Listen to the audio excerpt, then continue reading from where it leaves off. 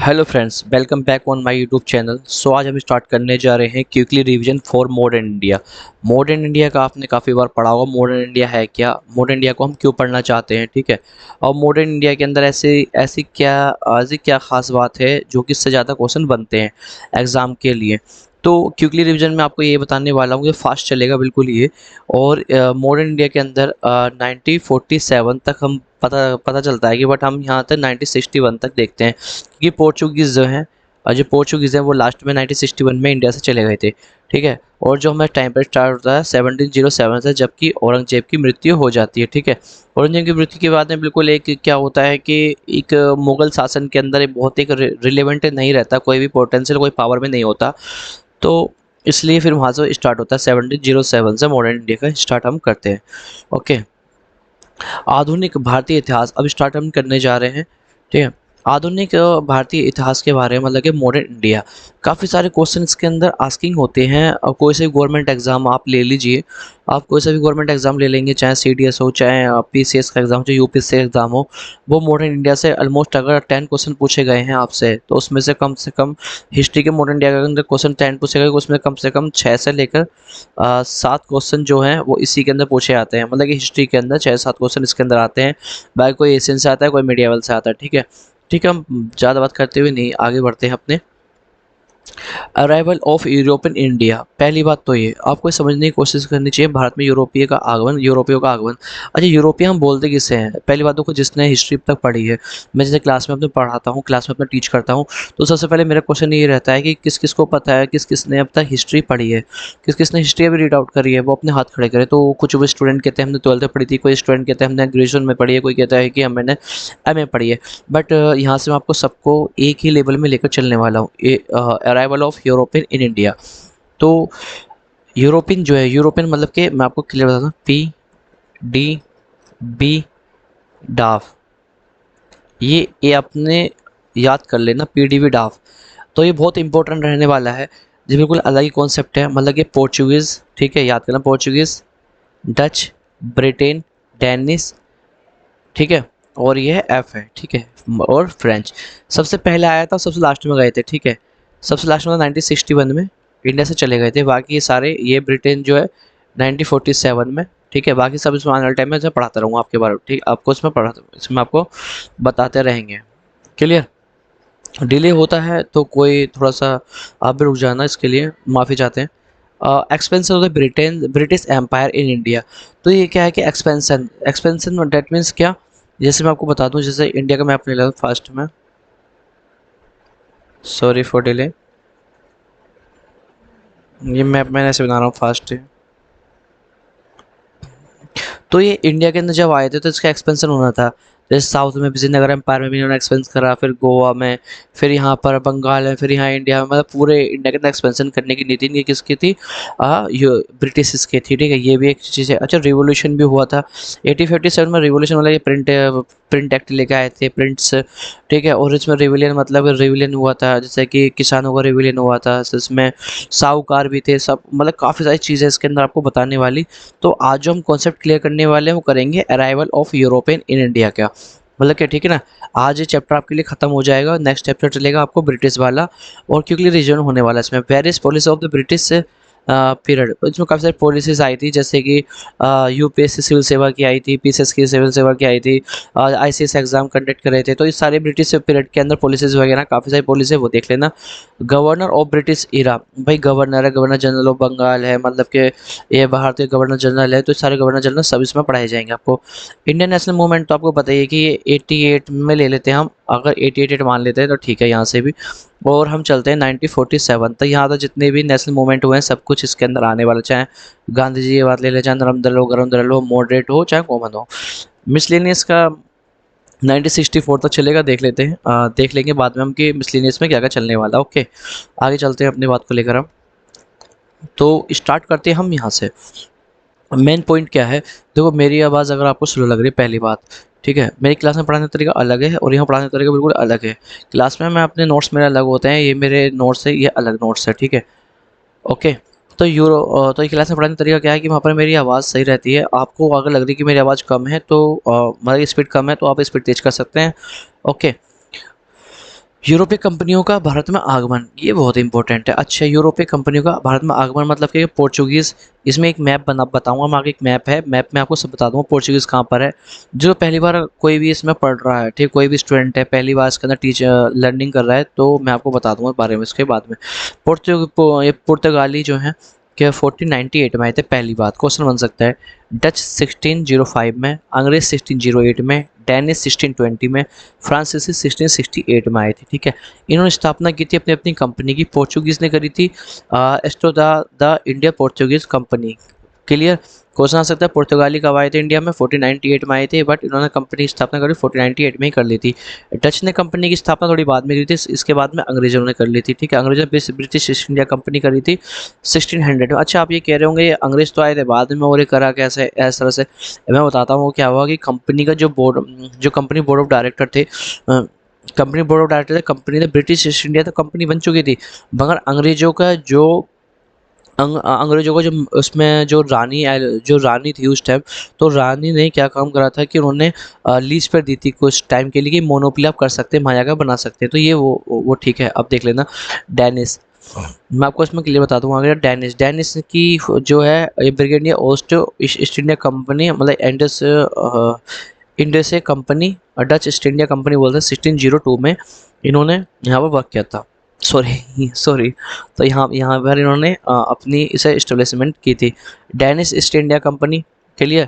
Dennis east India company है, और sorry Dutch, sorry sorry, Danish को मैंने डच में बता दिया। डच की तो ये रही, डच की जो है 1605 में आए थे और 1602 में इनकी कंपनी का इस्टेब्लिशमेंट हो गया था। अच्छा, डेनिस का तो यार डेनिस ईस्ट इंडिया कंपनी है कब, 1616 में आ चुकी थी। फ्रांसीसी का क्या है, 1668 में आए थे और इन्हें कंपनी बनी 1664 में, कंपनी नहीं बन चुकी। अच्छा, मैं मेन चीज़ मतलब मेन क्या है यहाँ पर बताने की कोशिश की जा रही है। कंपनी पहले बन रही है, आप बाद में रहे हैं, तो ये क्या हो रहा है। एक्चुअली क्या था कि जब मसाले के लिए आते थे ना कुछ लोग, पहले वो आते थे इंडिया में देख के, फिर वो चले जाते थे, आए और चले गए, तो प्रॉपर नहीं आए थे। फिर आए दोबारा, तो उन्होंने क्या काम करा कि इन्होंने यहाँ पर परमिशन लेके यहाँ पर अपनी कंपनी बना ली। फिर वहाँ क्या होता था, फ्रांस में इनकी फ्रांस की जो पूरी इनकी टोटली गवर्नमेंट थी, टोटली इनकी गवर्नमेंट की कंपनी थी। तो वहाँ पर क्या होता है ना, यहाँ पर तो ना इन्होंने वेयर हाउस बना लिया, यहाँ से जा रहा है, कंपनी तो बन चुकी है, बट वहाँ पर क्या है कि जब इनके बोर्ड ऑफ डायरेक्टर बैठेंगे, गवर्नमेंट की पॉलिसीज़ बैठती हैं, जब प्रॉपर तरीके से जब यहाँ पर इंडिया में आएंगी तो अपनी कंपनी यहाँ पर बनाते हैं वो। क्लियर। इसमें कोई भी दिक्कत नहीं है ना, जिसको भी दिक्कत आती है, प्रॉब्लम फेस कर रहा है कोई भी मेरी बात से, तो इसे दोबारा रिपीट वीडियो सुन लेना, या इसको मुझसे कोई भी क्वेश्चन आंसर करना है तो मेरे उसमें नीचे कमेंट्स में सेक्शन में लिख सकता है। यूरोपीय कंपनी के भारत में आगमन के कारण, अच्छा, तो मेन चीज़ एक चीज़ बात ये भी है कि इसमें आए क्यों, भाई ये बात भी पूछने की है। ठीक है, मैं आपको बता देता हूँ हुआ क्या। थोड़ा सा पेशेंस रखना, मैं बता दूंगा मैं आपको।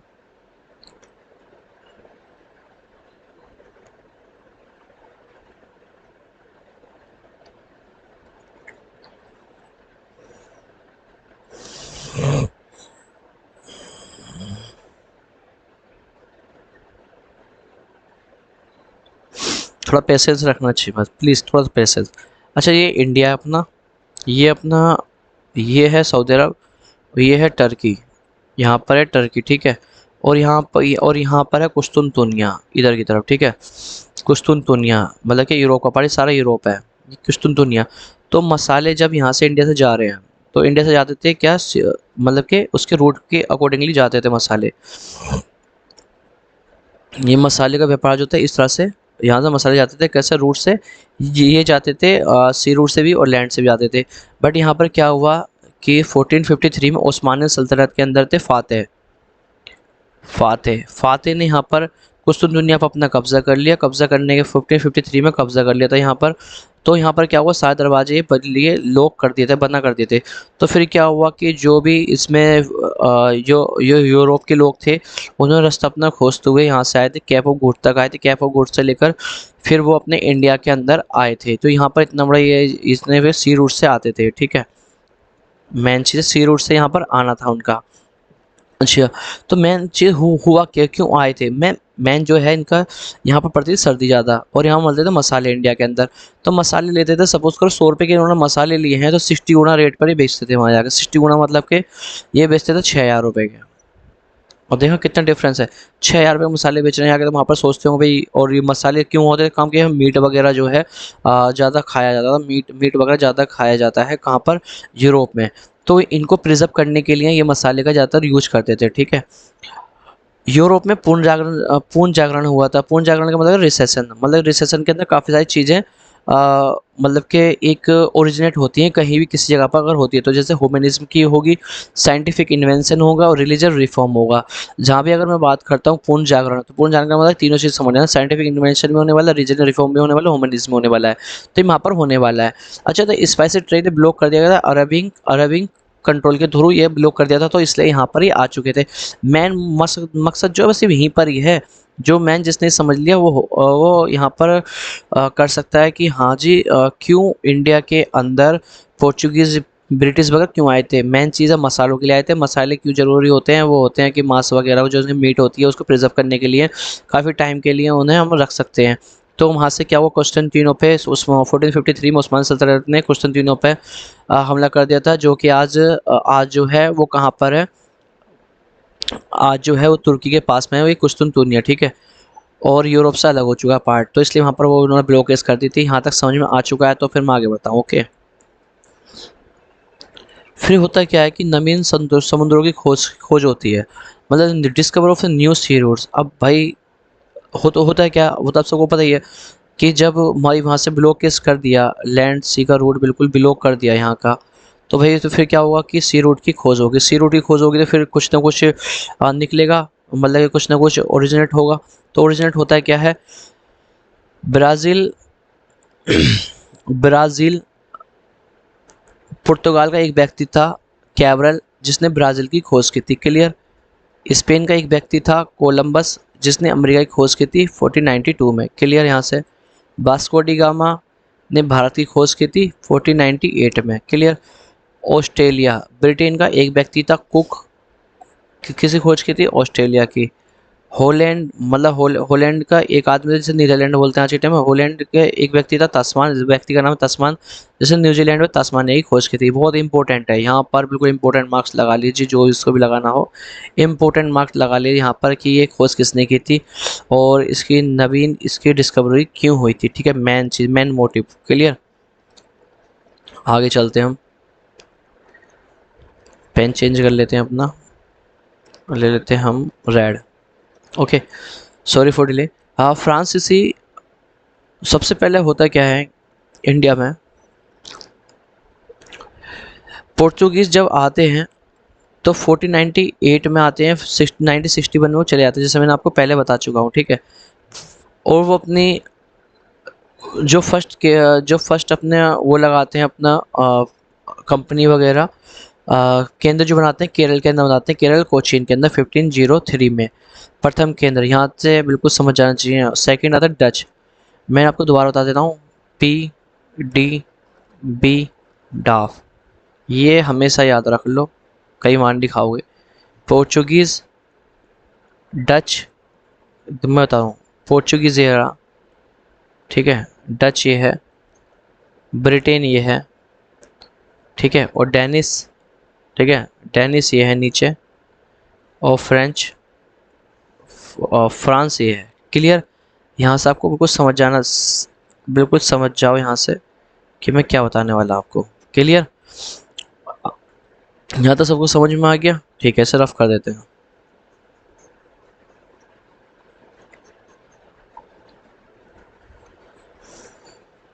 डच आते हैं 1605 में आते हैं, 1759 में चले जाते हैं, ठीक है। डच की पहली जो बनाई थी उन्होंने आंध्र प्रदेश में बनाई थी, ये आंध्र प्रदेश है। यहाँ पर मसूलीपट्टनम में पहली उन्होंने फैक्ट्री स्टैब्लिश की डच ने। आते हैं अंग्रेज ब्रिटिश आते हैं 1608 में आते हैं, 1947 में चले आते हैं। 1611 में उन्होंने फर्स्ट अपनी कंपनी बनाई थी, प्रथम केंद्र बनाया था कहाँ, मसूलीपट्टनम में, दोनों का सेम है। फिर हम आते हैं डेनिस की तरफ। डेनिस में क्या 1606 में 16 में आए थे, 1745 में दोबारा चले आते हैं यहाँ से। और उनका प्रथम केंद्र था तंक्यूबार तमिलनाडु में, ठीक है, ये तमिलनाडु में इनका केंद्र, उन्होंने केंद्र बनाया था अपना, क्लियर। फिर आते हैं फ्रांस आते हैं सबसे लास्ट में 1668 में, 1954 में चले जाते हैं इंडिया से। प्रथम केंद्र बनाया था उन्होंने सूरत में, जो कि है गुजरात में। बहुत इंपॉर्टेंट है हर चीज़ जो मैं आपको बता रहा हूँ, ठीक है। बस थोड़ा मेरा बोलने का तरीका थोड़ा अलग लग रहा होगा आपको। आते हैं हम अपने पुर्तगाल की तरफ। पुर्तगाल में होता क्या है, जैसे कि 1498 1961, ये बहुत ही इंपॉर्टेंट डेट है। जैसे मैं आपको बताया कि 1961 में ही चले गए थे।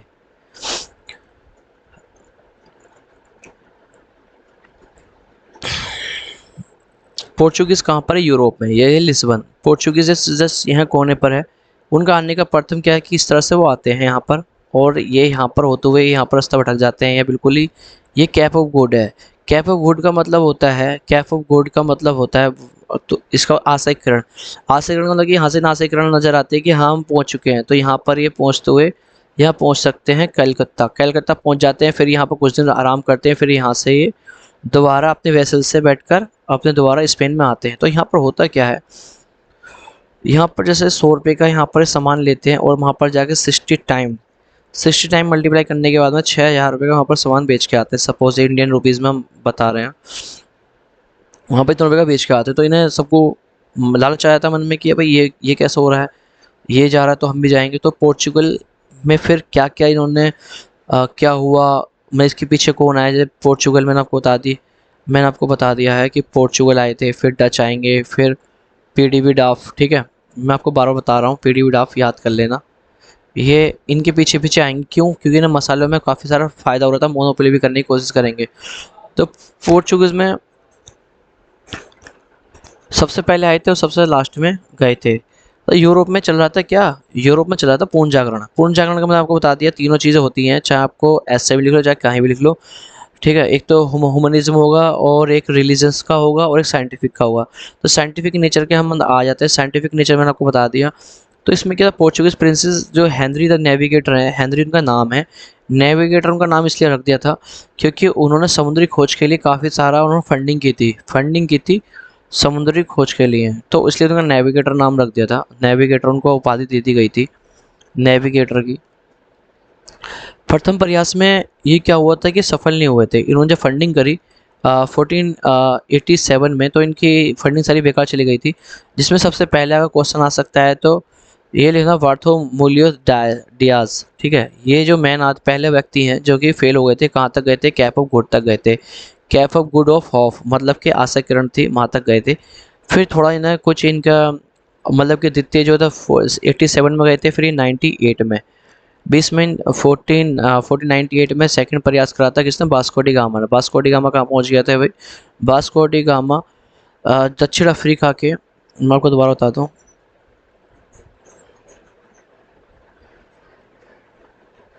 ये इंडिया है अपना, सऊदी अरब है, ये कैफ ऑफ गुड है।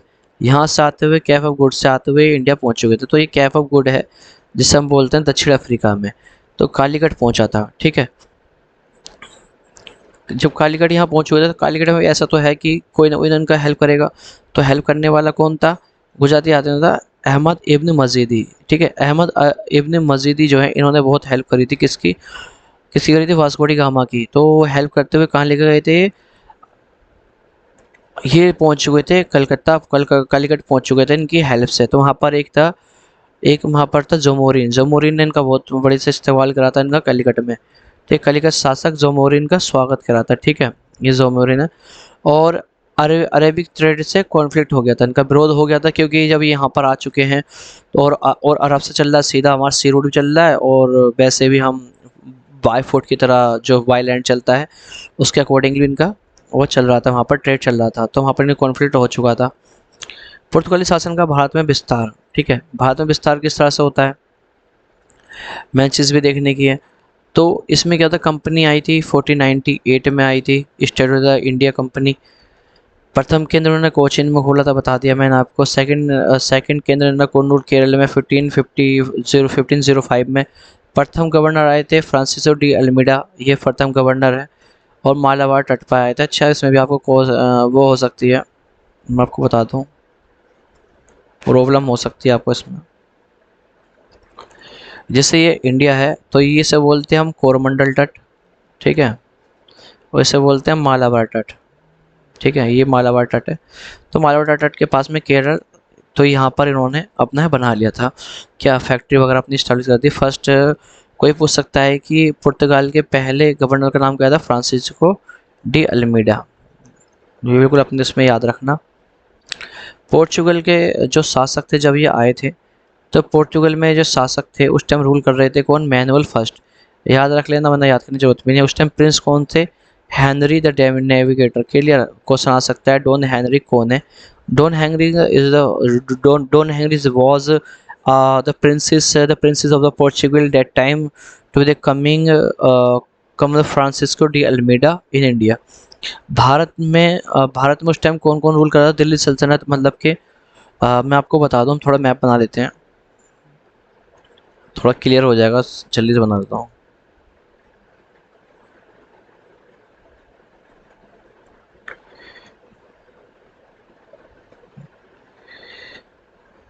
बना लिया जल्दी से, ठीक है। मैप बना लिया। तो यहाँ पर दिल्ली सल्तनत है। यहाँ पर दिल्ली सल्तनत में रूल कौन कर रहा था? दिल्ली सल्तनत अलेक्जेंडर लोधी डायनेस्टी रूल कर रही थी। विजयनगर एम्पायर में कौन रूल कर रहा था? नरसिम्हन सेकंड सलोव डायनेस्टी से। और गुजरात में कौन रूल कर रहा था? महमूद बगेड़ा। तो ये गुजरात में कौन रूल कर रहा था? महमूद बगेड़ा और महमूद बेगड़ा यहाँ पर रूल कर रहे थे उस टाइम। क्लियर? जब पोर्चुगीज इंडिया में आ चुके थे। क्लियर? क्वेश्चन आ सकता है कभी यूपीएससी में पूछ सकता है या वैसे भी। अच्छा, वास्को डी गामा के बारे में थोड़ा हम पढ़ लेते हैं। वास्को डी गामा भाई है क्या, क्या ऐसी शख्सियत है? तो वास्को डी गामा जिस जहाज से आए थे उसका नाम था साओ गैब्रियल, जहाज का नाम था। और कैप ऑफ गुड तक आए थे। फिर उसके बाद में अहमद इब्न मजीदी ने इनकी मदद की थी। अहमद इब्न मजीदी गुजराती व्यक्ति हैं, उन्होंने मदद की थी। कैलिकट के एक रूलर हैं जमोरिन, उन्होंने उनका स्वागत करा था काफ़ी अच्छा। और ये क्वेश्चन आ सकता है 20 मई 1498 को कैलिकट पहुंचा क्या कौन? Vasco D gamma. अरब मतलब कि अरब के मर्चेंट ने इनका प्रोटेस्ट किया था। क्यों? क्योंकि ये यहाँ से मसाले लेकर अपने यहाँ जा रहे थे, मतलब कि अपने यूरोप में जा रहे थे। वहाँ जाकर 60 टाइम्स से यहाँ पर मसाले बेच रहे थे, क्योंकि अरब लोग भी यूरोप में जाकर ही अपने मसाले वगैरह वो बेचते थे। ठीक, खाली मिर्च के व्यापार में 60 गुना मुनाफा हुआ था। 1502 में दोबारा भारत आया, मतलब दोबारा 1502 में दोबारा भारत आया। 1503 में कोची ने पहली फैक्ट्री लगाई थी। 1524 में तीसरी बार भारत आया। और 24 दिसंबर 1524 को इसकी कोचीन केरल में इसकी डेथ हो जाती है। किसकी? वास्को डी गामा की। वास्को डी गामा का चैप्टर ही क्लोज कर देते हैं। वास्को डी गामा दुनिया से रफू चक्कर हो गए, मतलब कि चले गए।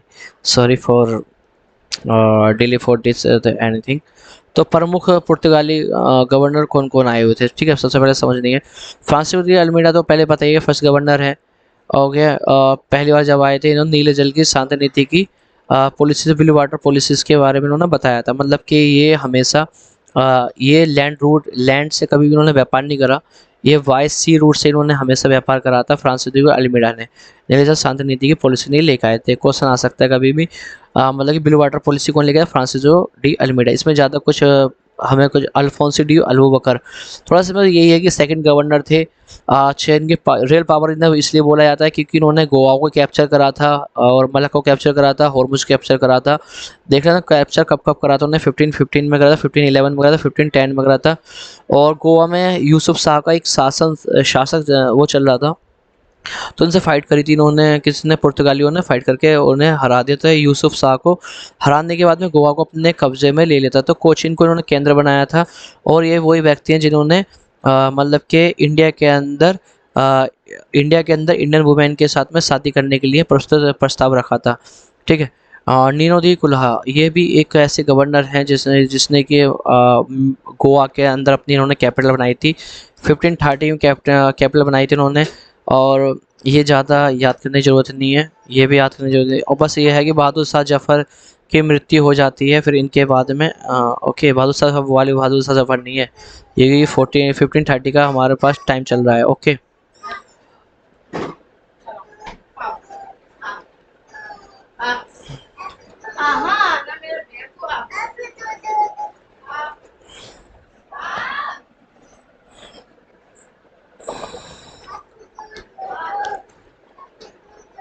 Sorry for delay. पुर्तगाल का योगदान क्या रहा? ठीक है, पुर्तगाल का योगदान क्या था? पहले तो इन्होंने बस ये हमें देखने की ज़रूरत है कि प्रथम प्रिंटिंग प्रेस आ चुकी थी गोवा के अंदर।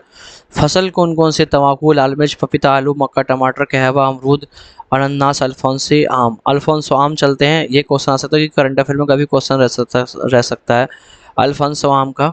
तो देख लेना, जहाज का निर्माण इन्होंने करा था, इसमें ही जहाज का निर्माण भी अच्छा था। इन्होंने ईसाई धर्म को भी यहाँ पर स्प्रेड करा था इंडिया के अंदर। तो प्रथम चर्च बनाया था 1510 में बनाया था।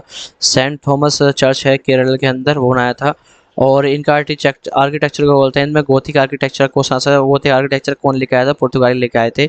प्रथम पादरी का नाम है फ्रांसिस्को जोनवियर। ये पहला क्वेश्चन यूपीएससी में आ चुका क्वेश्चन। फ्रांसिस्को जोनवियर कौन है? तो आपको पता होना ही चाहिए, ठीक है।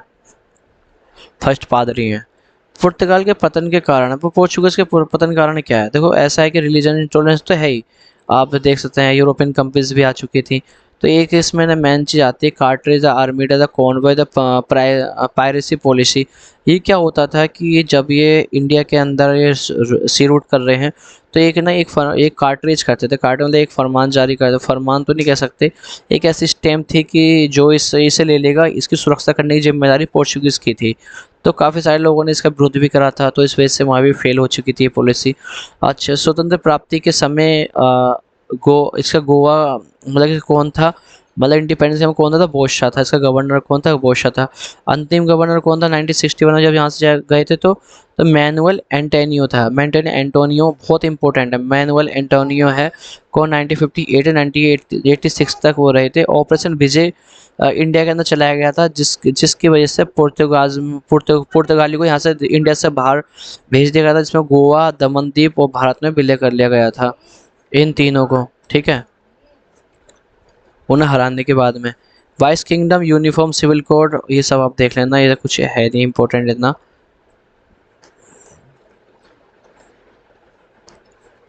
अपने नेक्स्ट टॉपिक की तरफ आते हैं, डच।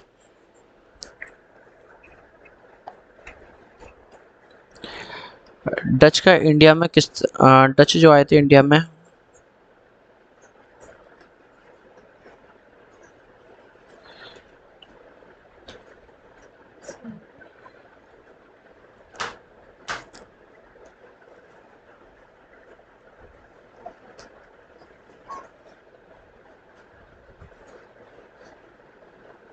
Sorry for delay. अच्छा, इंडिया में डच जो आए थे, उनका आने का क्या था? डच जो है ये यहाँ पर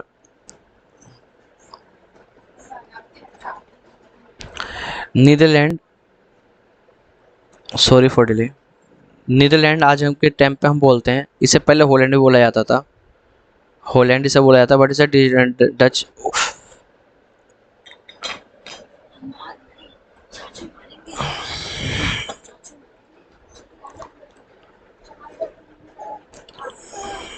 हॉलैंड नीदरलैंड रेजिडेंस। डच जब आए थे इंडिया में, तो अक्टूबर 2019 में इन्हें पहले हॉलैंड का नाम छोड़ के नीदरलैंड में, सॉरी नीदरलैंड इन्हें कहा जाने लगा।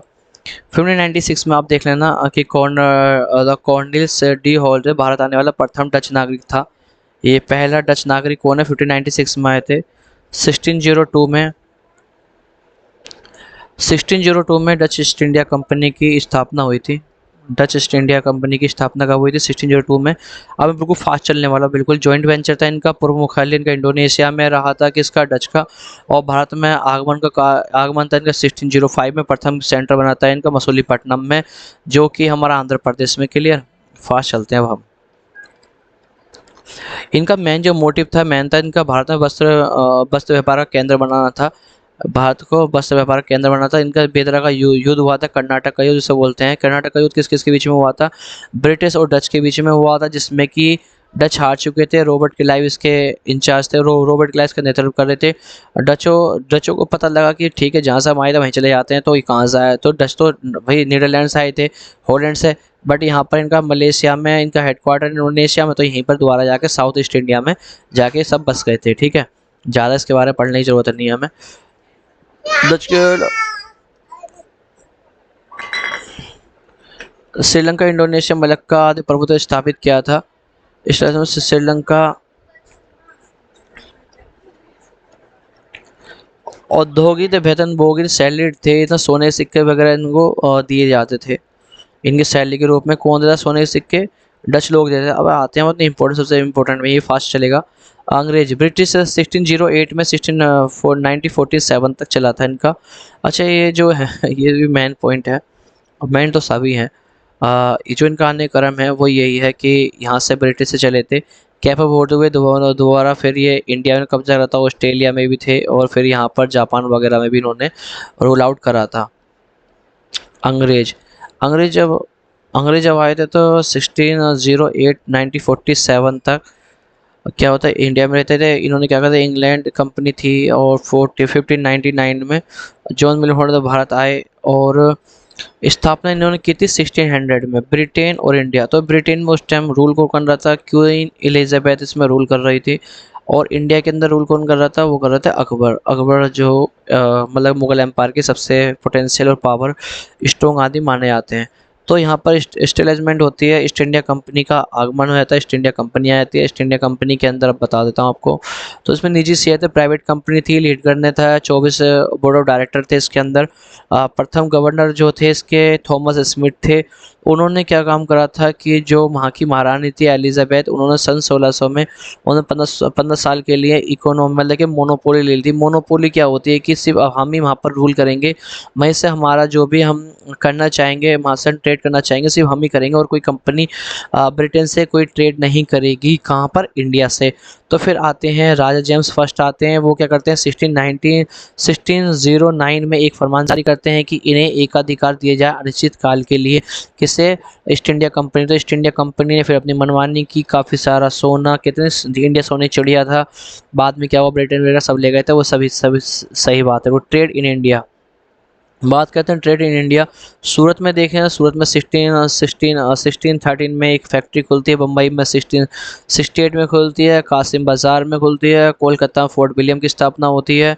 उड़ीसा के अंदर 1633 में होते हैं, मसूलीपट्टनम में 1611 में प्रथम होती है, मद्रास में फोर्ट सेंट जॉर्ज की स्थापना होती है और फोर्ट सेंट डेविड की स्थापना होती है। अच्छा ये है क्या? ये किले भी हैं, फैक्ट्रीज भी हैं, ठीक है, वहाँ पर ये क्या स्थापना हो रही है। अराइव्ड इन इंडिया, अच्छा जो आए थे रेड ड्रैगन था इनका सिर्फ 1608 में जब ये आए थे अपना बनाने के लिए, मतलब यहाँ पर इंडिया में बनानी है। इम्पोर्ट सेंटर तो आपको मैंने बता दिया, ठीक है। तो अब ये मेन फोकस क्या है कि ब्रिटेन ने कहाँ कहाँ पर अपना रूल और एक्सपेंशन किया था, वो सब कुछ आपने देख लिया इसमें। केंद्रों का विकास, डेवलपमेंट ऑफ इंट्रीज, ठीक है, डेवलपमेंट ऑफ सेंटर्स। उत्तर भारत में कौन कर रहा था और साउथ में क्या था, किस तरह से उन्होंने उत्तर भारत को अपने अंडर में लिया था, ये आपको बताने की इसमें पूरी कोशिश की जाएगी। नॉर्थ इंडिया के अंदर मुगल के अंदर देखा था जहांगीर इसके अंदर रूल कर रहे थे 1605 से लेकर, ठीक है, 1605 से लेकर 1620 तक। ये 25 तक कौन कर रूल कर रहे थे। जागीर काल में पहुंचा कौन? जागीर काल में आए थे कैप्टन हॉकिंस आए थे, और कैप्टन हॉकिंस को बहुत अच्छा दिमागदार आदमी भी कहा जाता है क्योंकि उन्होंने तुर्किश भाषा में काफ़ी सारी बातें की थी। और जहांगीर ने उन्हें इंग्लिश खां की उपाधि प्रदान की थी। मेन चीज़, ज़्यादा कुछ सोचने की जरूरत नहीं है इसमें। 1611 टू 12 तक अंग्रेज कप्तान का बेस्ट वे मिल्टन ने सवाल पुर्तगाल को हराया दिया था, ठीक है, वो सब फालतू चीज़ें। सूरत में फैक्ट्री लगाई थी 1613 में लगाई थी, प्रथम चीफ थे थॉमस हेयरडर्थ। बस ये देख लेना, इंग्लिश खां की उपाधि कैप्टन हॉकिंस को किसने दी थी? जागीर ने दी थी। जागीर काल के टाइम में कौन आया था? तो कैप्टन हॉकिंस आया था। ये आपको इसके अंदर यूज़ करने हैं। 400 मनसब की भी इसमें इन्होंने उपाधि प्रदान की थी। टॉमस रो आ चुका था 1615 में आया था, वो भी जहांगीर के टाइम में ही आया था। इन्होंने अनुमति मांगी थी मुगल साम्राज्य में पूरा इन्हें अनुमति दी जाए, बनी नहीं मिली थी वहाँ पर अनुमति। औरंगजेब के टाइम पीरियड में आया था प्रथम, औरंगजेब के टाइम पीरियड 1651 में आए थे। हुगली में फर्स्ट फैक्ट्री लगाई थी किसने? ब्रिटिश ने लगाई थी, जिसमें कि वहाँ पर कौन रूल कर रहा था? शाह शुजा रूल कर रहा था। शाह शुजा ने एक फरमान दिया था, निशान एक ऐसा स्टैम्प मोहर मान लो, चाहे ऐसा एक पेपर मान लो, ऐसा डॉक्यूमेंट मान लो कि इन्होंने एक व्यापारी को 3000 रुपये वार्षिक देने हैं, तो परमिट देना है 3000 रुपये एक साल के देने हैं रुपये इंडिया के अंदर। उसे मतलब कि पूरे बंगाल पे आप जाके ऐसा कुछ भी करो, आप अपनी फैक्ट्री लगाइए और आपको वहाँ पे 3000 रुपये देने हैं बस ओनली। तो 16 मुगल और अंग्रेज के बीच में डिफीट हुआ था, जिसमें कि अंग्रेजों ने माफ़ी मांग ली थी बाद में, क्योंकि अंग्रेज इतने स्ट्रॉन्ग नहीं हो पाए थे अभी इंडिया के अंदर। अभी सिर्फ स्ट्रॉन्ग थे, औरंगजेब स्ट्रॉन्ग था और बाकी मुगल एम्पायर काफ़ी स्ट्रॉन्ग था। 1698 में बंगाल के 3 गांव और 69 में बे ऑफ बंगाल के 3 गांव थे, कालीकट, सुनातनेमी, गोविंदपुर। इन तीनों को अपने अंडर में ले लिया था। किसने किसने किसने ले लिया था? वो था ब्रिटिश ने जॉब चार्नोक के द्वारा कलकत्ता फोर्ट विलियम की स्थापना की। बहुत इंपॉर्टेंट है। कलकत्ता विलियम की स्थापना फोर्ट विलियम की स्थापना जॉब चार्नोक के द्वारा की गई थी। फारूक शाह बहुत इंपॉर्टेंट रोल प्ले करते हैं, जिसे बोलते हैं शाही फरमान। इनके ये ना होते तो सब कुछ अच्छा ही होता उस टाइम। इंडिया के लिए भी अच्छा होता, सब कुछ अच्छा ही होता, सोने चिड़िया ही रहता। ठीक है।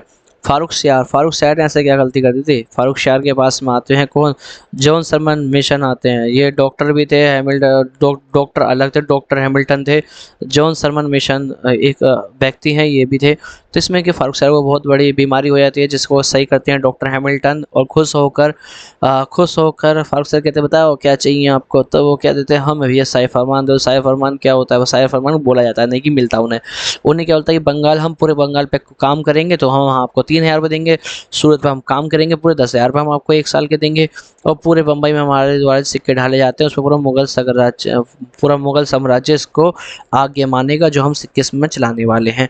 भाई ये तो हो गया शाही फरमान। क्योंकि शाही फरमान क्यों? पूरे मुगल पे भैया उनके सिक्के चलेंगे तो शाही फरमान ही माना जाएगा। तो इसे बोलते हैं मैग्ना कार्टा ऑफ कंपनी। बहुत इंपॉर्टेंट रोल निभाता है ये। मतलब कि यूपीएससी हो, कोई सा एग्जाम हो, मैग्ना कार्टा ऑफ कंपनी क्या होता है, ये क्या है। अगर आपको समझ में आता है तो ठीक है, नहीं तो आप पीछे पोस्ट करो वीडियो को, पीछे जाओ, पीछे 5 मिनट की वीडियो दोबारा रिप्ले करो, आपको पता लग जाएगा। ठीक है, ठीक है। स्वर्ण फरमान आपको नहीं पता तो मेरे उसमें कमेंट्स में लिख सकते हैं। स्वर्ण फरमान गोल्डन डिक्रीज किसे कहते हैं? तो स्वर्ण फरमान जारी करता गोलकुंडा का शासक था।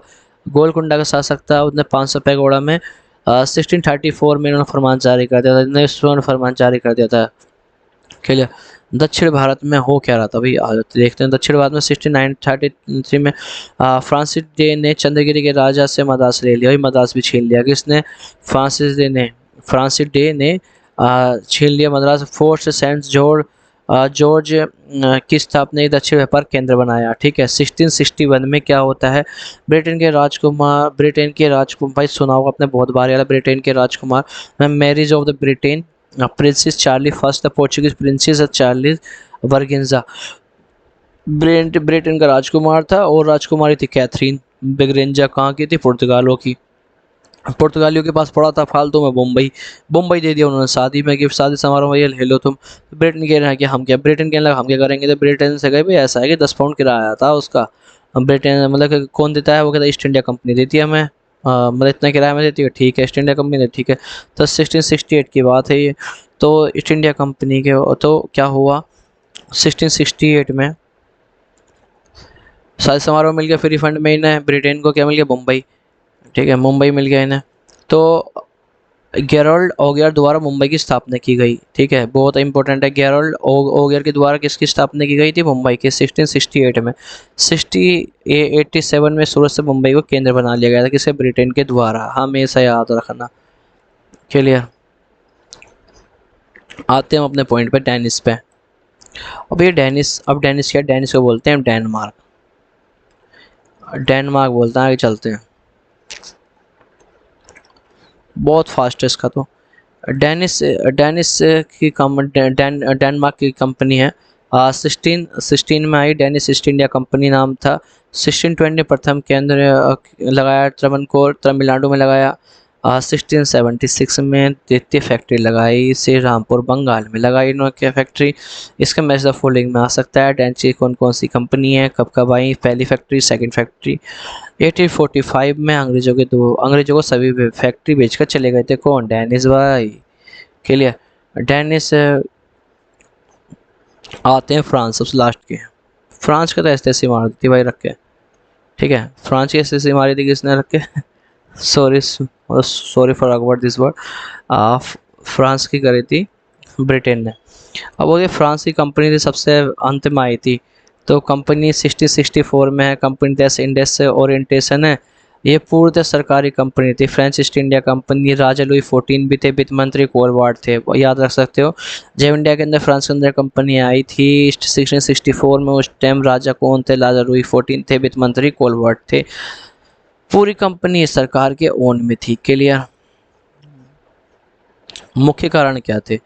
मुख्य कारण थे भारत में आए, प्रथम फैक्ट्री लगाई सूरत में लगाई थी 68 में लगाई थी।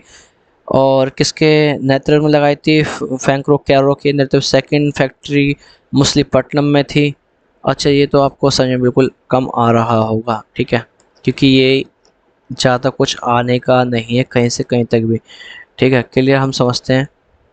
1742 तक मात्र व्यापार करते रहे। डुप्ले को फ्रांसीसी डुप्ले जो है डुप्ले को फ्रांसीसी गवर्नर बना दिया गया था। तो जो वो डुप्ले क्या करना चाहता था? फ्रांसीसी मतलब एम्पायर को एक्सपेंशन करने आया था, किसी फ्रांस का।